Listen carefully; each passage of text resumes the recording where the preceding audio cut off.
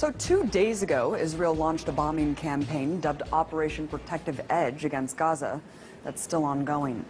But despite the horrors on the ground, the mainstream media seems to only be telling one side of the story. Take a look at this. From the Wall Street Journal, Israeli air defense intercepts more rockets as fighting continues. And the LA Times goes on to declare that Palestinian rockets reach farther into Israel. And lastly, the New York Times makes it seem like there's an equal playing field by stating Israel and Hamas simply exchange fire. Well, I guess I really can't expect more from a media apparatus that essentially works as stenographers for the U.S. government. Let's take a listen to what the issue is being framed by the White House. We strongly condemn the continuing rocket fire into Israel and the deliberate targeting of civilians by terrorist organizations in Gaza.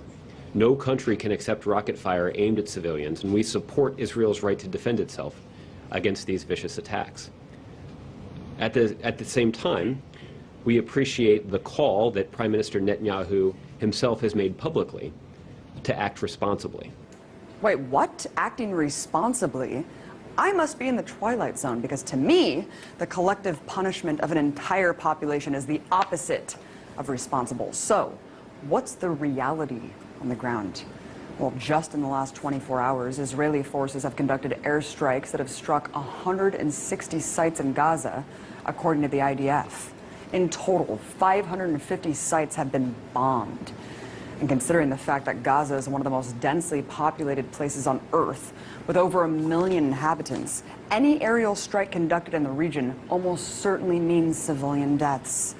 In fact, at the time of this broadcast, the strikes have killed at least 53 Palestinians, including 8 children and an 80-year-old woman.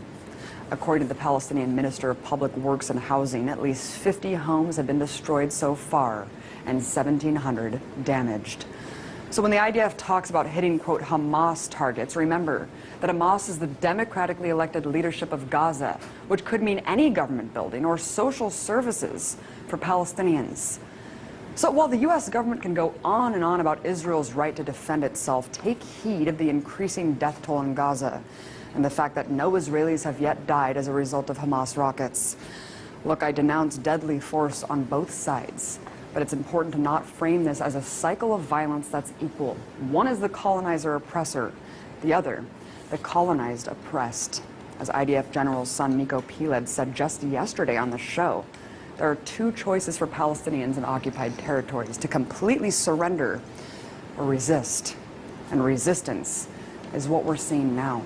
I'm sick of my Palestinian friends losing their friends and family every time Israel goes on the offense against innocent people living in an open-air prison. So if demolishing homes, conducting mass arrests, and bombing civilians is, quote, responsible, I shudder to think how many people have to die in order to define irresponsible.